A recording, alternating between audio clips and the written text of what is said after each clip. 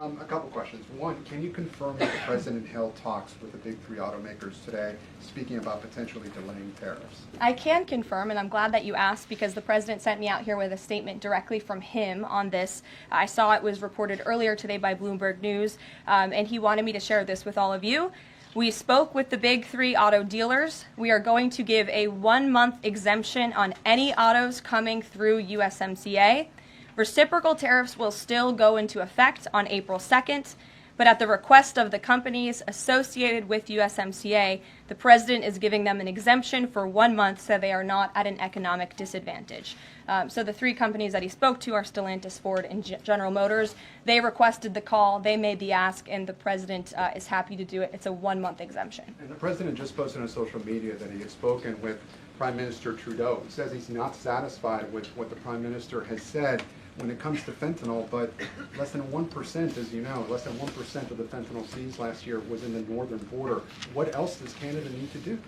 Well, the President did just put out a statement on his call with the Governor, Justin Trudeau, as he calls him, of Canada, and he said that he was not pleased, as you said. He said it's not good enough. He told Prime Minister Justin Trudeau that directly. The call ended in a somewhat friendly manner, as the President said, but he's not going to stop standing up for the American people. And to answer your question directly when it comes to fentanyl, for the last 4 years, unfortunately, our neighbors to the north and the south, Canada and Mexico respectively, have allowed America to be a dumping ground, not just for illegal aliens, but for illegal, poisonous, deadly fentanyl, which is now the #1 killer of young people in this country aged 18 to 34.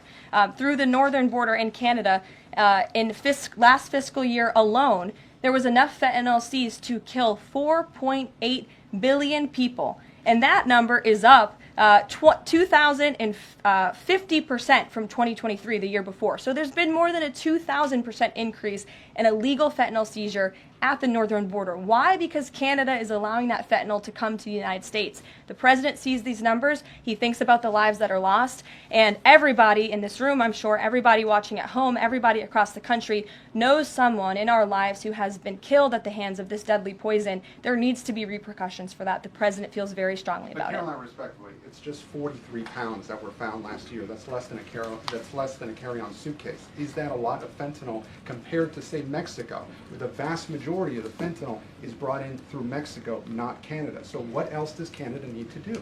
Well, I just told you, last year alone, there was a 2,000% increase in illegal fentanyl.